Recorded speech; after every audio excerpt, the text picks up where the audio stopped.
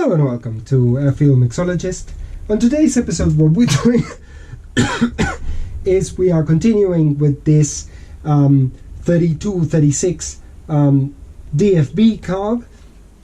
So first of all, before I go to the subject of today's video, which is how to power tune this carburetors, what I'm going to do is I'm going to give you a quick update on the process so far. There is a video that came out last week about it, and therefore if you can go back to the video and see the absolutely appalling condition this carburetor was. So I'm actually recording it several weeks after that video because of all the work that I had to put in to get this item clean. Now some people say that I don't show the whole process, and to be honest, on this particular unit, I think it's not going to be an economically viable repair in terms of the hours I put in to get it to this stage, and the price I'm going to get when I sell it. I think it's not going to be viable, but I realized that much after I kind of started the process, so it's not that much I could do. But for for reference sake, what happened was that it basically had the problem that the aluminium had got like this crusts, and it was absolutely full of oil. So what I had to do is literally grind away every single bit in all of the body of the carb in order to get it to where it is now, which is in a good place. So what I'm going to do now is I am going to consider the modifications that I did to this in order to get that little bit extra power to the unit. So if I can bring you closer here.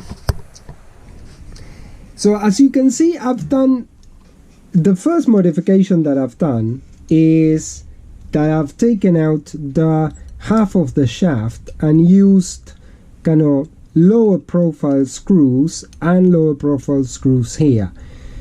The aim of the modification is to reduce the cross-sectional area of the throttles so that more air can go through the carb when it is at wide open throttle. So let me show you how it looks like on this, which is a scrap kind of Delorto 45. So in here you can see what would be a standard kind of a standard shaft with the throttle screws that are kind of factory, and therefore as you can see there, this creates quite a bit of cross-sectional area and a restriction to airflow. Now in here you can see something that I started to modify. Obviously you need to take these bits out, but clearly if you look at the cross-sectional area here, it's much thinner, and that's what you want. What do you want to achieve? Moreover, if you look at this is another shaft that I made. You can see here the difference between this lower profile screws and this, which are the standard screws. They protrude much more from the shaft, and that's the reason why I used this low profile screws here, and here I completely cut the shaft off, so I would create a situation where you got better airflow, and as you can see, the carb is now working very well in terms of the throttle actuation.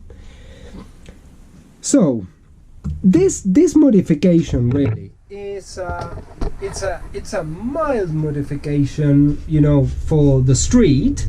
So this is not intended to be a racing carb at all, but to give that extra little bit of performance when required at wide open throttle.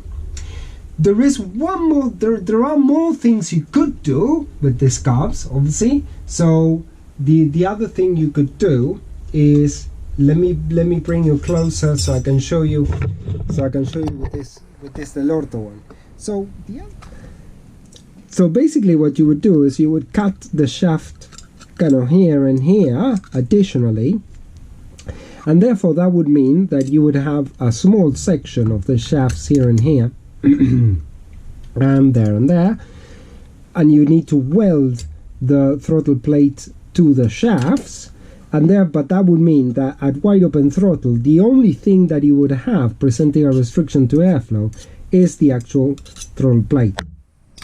So that's another modification that you can do. The other modification that you can do is you need to look at the codes here stamped 26 and 27. So if you got a 36 bore modified like this, so that you are allowing maximum airflow through the throttle plates as you can, then what you can do is you can overbore this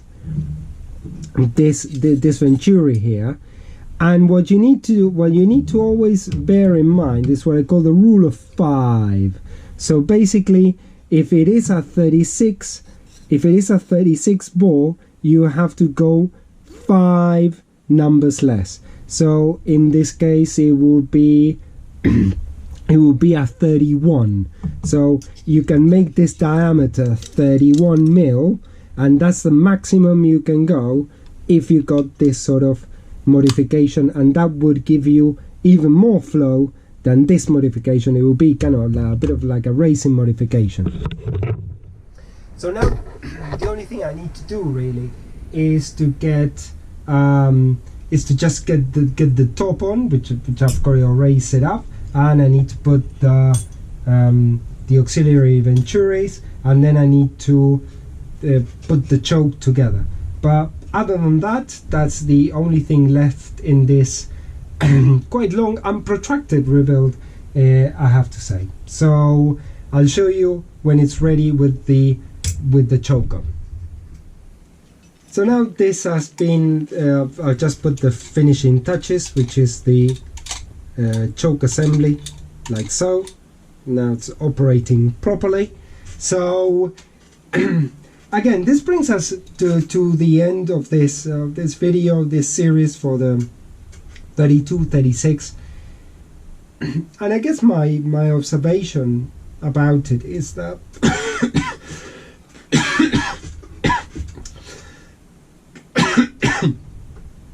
if I knew